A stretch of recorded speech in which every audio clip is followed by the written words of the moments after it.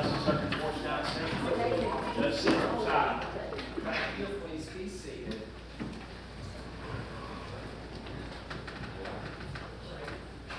Good afternoon. At this time, let the record reflect we're taking up two actions. We're taking up Commonwealth of Kentucky versus Joseph Lawson. That's case numbers 23 CR 183 and 23 CR 239. Both of his attorneys are present here in the courtroom, Mr. Coleman and Mr. Boyd. We have Mr. Lawson on Zoom. Mr. Lawson, can you hear us? Very good. If at any point you can't hear anything, you let me know. Mr. Lawson is present on Zoom from the Grayson County Detention Center. We're also taking up Commonwealth of Kentucky versus Stephen Eugene Lawson. It's 23 CR 165 and 23 CR 371. Mr. Lawson is present with counsel, Mr. Lavin. Also present on behalf of the Commonwealth is Special Prosecutors Ms. Young and Mr. Wasowski. By way of background, I believe both of Mr. Joseph Lawson's cases came before the court back on July 18th. On that date, the matter was continued to today's date so they could consider the decision of Steve Lawson in regard to Kentucky Rule Evidence 14. In regard to Steve Lawson's case, back on July the 3rd, 2024, this court entered an order, and in that order, the court noted that on today's date, the defendant shall inform the court as to whether he wishes to use or exclude the interviews that were conducted in this case. After that, it appears that Mr. Lavin filed a motion or filed a response on yesterday's date in which Mr. Lavin doesn't wish to provide an answer to that question. Would that be correct, Mr. Lavin? Mr. Lawson, why are you holding your hand up for? I need to ask you a question, sir. I need to approach or stand up and say something to the court, sir. Okay, well, what is it you're wanting to say? But let me remind you, everything that you're saying here is being recorded and it can be used against you. Do you understand? Yes, sir. I do. Okay, well, what is it that you're wanting to say? It's come to my attention, I don't think. I'm not trying to knock nobody. My attorney's doing his job for me anymore. I can't use his, I don't know what you call it. His counsel anymore, sir. I'm sorry, I didn't I understand. can't use his counsel anymore, sir. Okay, are you saying that you're wanting a different attorney? Yes, sir. That's exactly what I'm saying, sir. Okay. I'm sorry that I didn't make myself clear. I apologize. Okay. Are you able to afford it? Not right this second. No, sir. Okay. So you're wanting to discharge Mr. Lavin, is that? Yes, sir, I am. Does the Commonwealth have any objection to that? No, sir, we do not. As a matter of fact, Judge, we have serious concerns about whether Mr. Lawson has had conflict-free counsel in his representation. I have been privy, obviously the court is aware, as I think the parties are, that the jail calls are regularly monitored of the defendants in this case.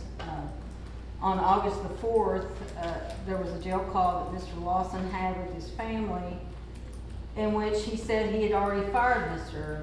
Lavin and told him that he no longer required his services because Mr. Lavin had been meeting with Brooks Houck's attorneys behind his back and had admitted that to him, and that he did not want to continue with him. So I can tell the court that I was surprised yesterday when we got a response from Mr. Lavin on this motion, because I had assumed that he would have filed a motion to withdraw on this case and would have informed the court that his client no longer wanted him to represent him.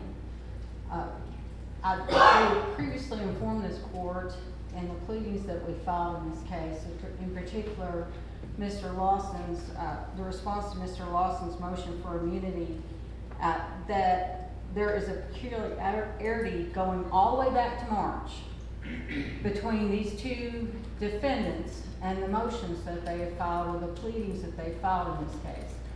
Well, we have 190,000 words that have been spoken in the interviews with Steve Lawson, and they both managed to pull out the exact same quotes out of the interviews to put in each of their motions.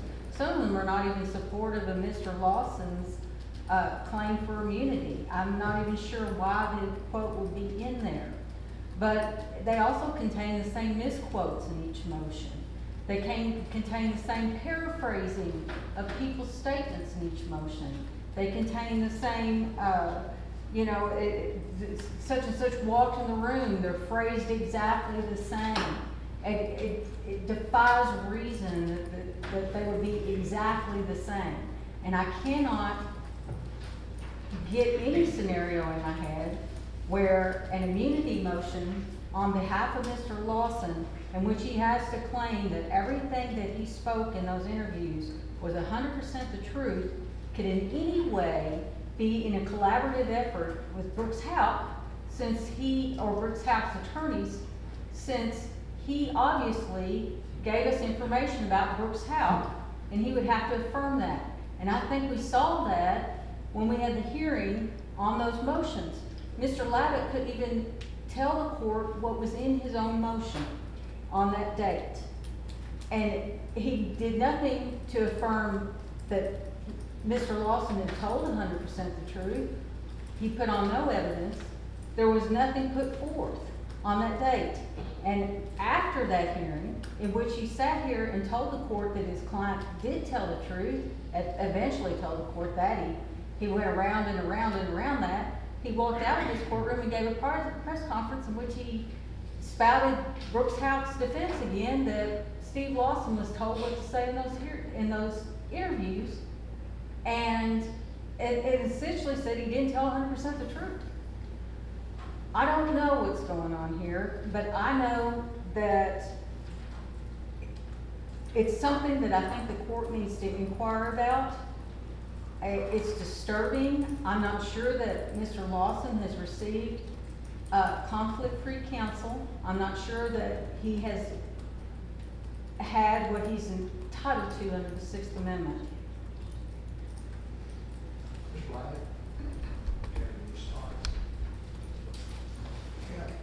I can respond briefly, Judge. I arranged for a meeting with my client, Steve Lawson, this past week. Went over to see him in the jail here in Nelson County, and he was in a good frame of mind, good humor. I explained what we were going to be doing here today at 1:30. He told me he understood it because I went over it with him twice. He has never called my office and told me personally that he wished to discharge me or that there was any conflict of any kind. So I have done my best at this point in time without any conflict whatsoever concerning my client. And I believe that Mr. Lawson has been aware of what I've been doing on his behalf since he engaged me. That's all I have to say, Judge, unless the court has some questions for me. Mr. Lawson, I'm assuming nothing has been said here today to change your mind? No, sir, Your Honor, it has not. I apologize for wasting your time.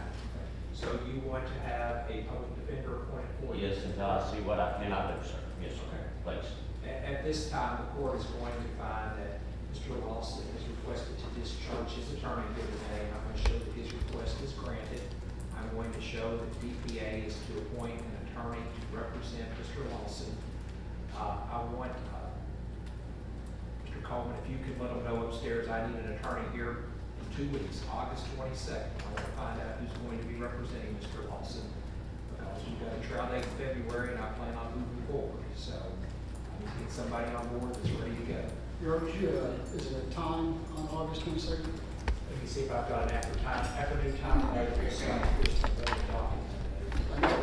imagine it would be just as a counsel, just to make sure that 1:30. That's all right with everybody else as far as the time on that. Yes, sir. Okay, and I'm going to put this on for August 22nd at 1:30 so we can have a new attorney who represents Mr. Lawson. And at that time, I hope we can set some scheduling for that new attorney to determine how they wish to proceed under Rule 14. Okay? Anything else you take up at this time? Yes, Mr. South. Yes, we'd ask that Mr. Lavitt as soon as there is an identified attorney to represent Steve, that he get all the discovery delivered to that person as soon as possible. Same thing you're saying, so that they can be prepared to try the case at the appropriate time. Any objection that Mr. Ladd turn over your file to the new attorney? Without objection. Okay, I'll show then, if you'll tender an order, Mr. Lasowski, that Mr. Ladd is to turn over his file to whoever is appointed by DPA as conflict counsel in this case. I'll prepare that as an agreed order today or tomorrow. Okay, that'd be fine. You can email it to me and I'll get it entered as soon as I get it. Appreciate it. All right, anything else you take up at this time? No, sir. All right,